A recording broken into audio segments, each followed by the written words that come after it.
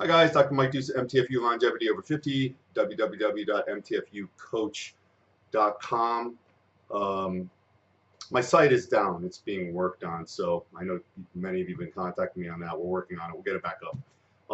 I get zillions of emails. I try to get to all of them. I figured I'd answer a couple of these questions straight away from my friend Scott Rizzardi. He's been a member since the get-go, follows all my stuff. He's very complimentary. It's always appreciated. But he asks a couple of questions.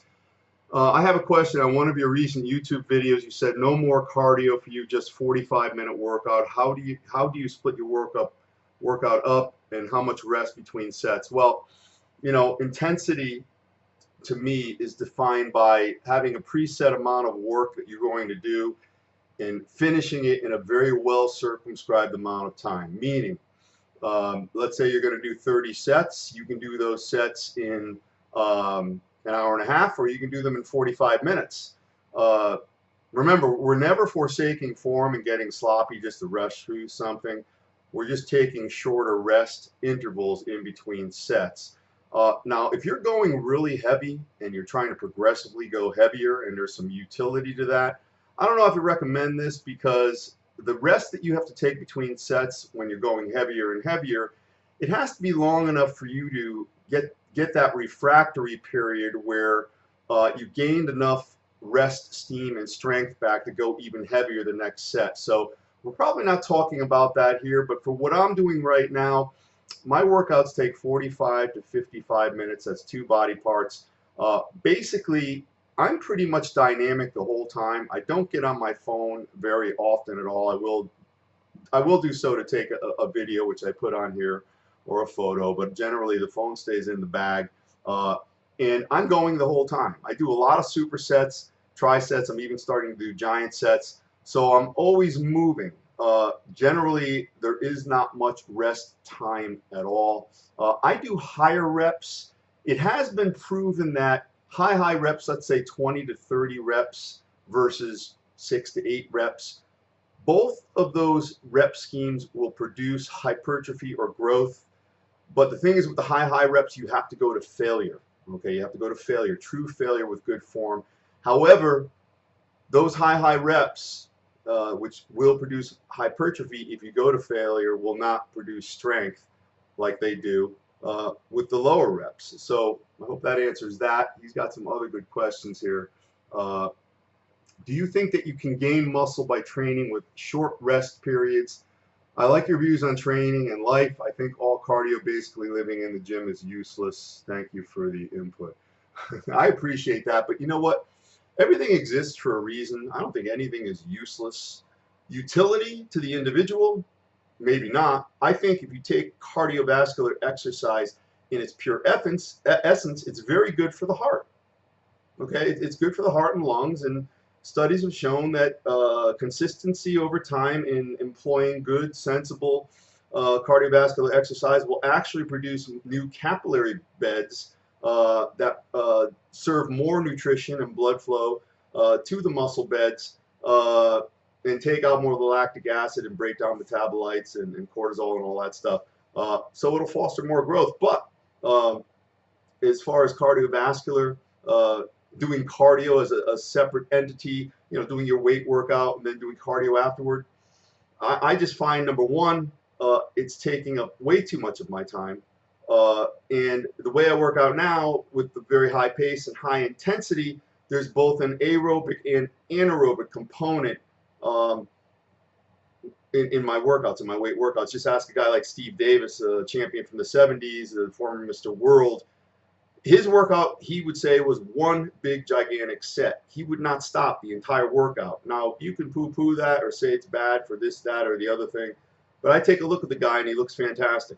Okay, he got the result that he wanted to get. And let me tell you something about what is effective. I was talking to 2 friends of work we were working out with today, Kyle and Steve, and I kept imploring them, listen, good exercise, effective exercise, safe exercise is the type that, I don't care what you're doing, as long as your exertion translates the weight resistance to the target, then you're on the right track. In other words, as long as you feel stimulation in the target muscle group, and I'm not talking about pain, I'm talking about discomfort. No pain, no gain is a misnomer, meaning you say that, but I don't think you really know what you think you mean when you say that. Pain's never a good thing. We want discomfort.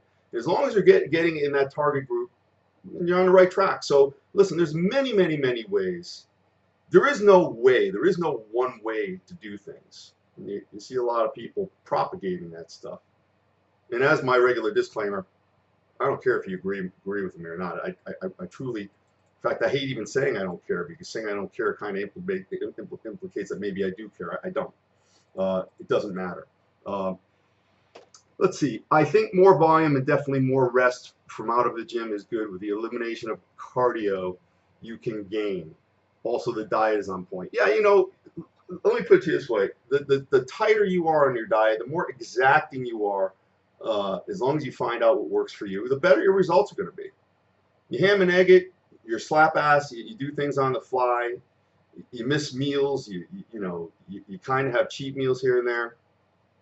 Listen, you're just not going to get the results. There's not a lot of magic to this. There's no secrets. Okay, it's simple. It's not easy. Let's finish up here. I think heavier lifting with minimal rest in and out of the gym works best. I've been messing around with only 3 to 4 workouts a week. Yeah, I'm 4 workouts a week. I'm thinking about elevating that. The better shape I get in, the workouts are going to be shorter.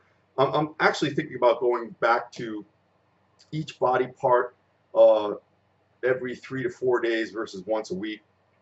I'm going to play with that. I'm going to see how I respond. You get older, you don't recuperate as quickly. Things hurt a lot more. I got issues with my knees right now. I'm getting injections, prolotherapy injections in my knees every 2 weeks right now to rebuild some cartilage. It's new, it's alternative, it's not covered by insurance, so I'm going to be $11,000 poorer. But let me tell you something about healthcare. I take care of my health. I value my health. So to me, that's money well spent. I don't bitch about the high cost of healthcare, because I'm going to tell you right now, remove all the injustices that you do commit against your body, the drinking, the smoking, the sloughing about, the coking, the economy of movement. You turn yourself into a cesspool, guess what? It's going to end up costing you. All right? So, take better care of yourself. Personal question, are you still training to hit your top condition? Yeah, my birthday's coming up, 59 days. I'm going to be better than I was last year and the year before, but in a different way. I'm not going to be quite as cut, but I'm going to be bigger, I hope. We'll see. I'm just going to train hard. I'm going to look how I'm going to look. Okay, and I'm going to feel good. To me, feeling good is the number one thing. Feeling good, having energy. Not feeling like I'm a denizen of the Bataan Death March. And that's what we did back in the 80s. Listen, I used to eat a piece of fish a day for a month with an occasional apple or potato here and there. It was insane. Do you have a goal body weight or body fat percentage? And that's the last question. I will definitely watch the videos. I've been following you for years. Thank you, Scott. I used to go for numbers. Now I kind of know where I'm going to end up. I just want to look a certain way. I want to feel a certain way. I love wearing this shirt, for instance, as you know, because it fits a certain way where it's snug and it makes me feel tight. And maybe I'll start a GoFundMe account so you guys can donate money so I can buy some new fucking clothes if it bothers you that much. Okay, one last question. Are you following the same type of diet of years past, basically all chicken and rice? Well, I'll say this much. The panoply of different foods that I eat is extremely narrow. When we go to the food store, it takes me 5 minutes. I go to 3 different sections. I pick up my foods. That's it. The body thrives on regularity and consistency. And to me, I don't really have any eating addiction, so I really don't crave things that much. And I eat the same things every day. Chicken, fish, salmon, couple of whole eggs, oatmeal, rice, almonds, and a lot of broccoli. And that's really about it. Mostly water. I'll have a couple of Diet Cokes a day. And that's what I do. Find out what works best for you. Put your questions, thoughts, considerations down below. They are my oxygen. Dr. Mike Dusa, MTFU Longevity over 50, www.mtfucoach.com. Please do subscribe to my YouTube channel, MTFU Longevity over 50, for all new fitness videos, thoughts, tips, and considerations daily. You have a great day.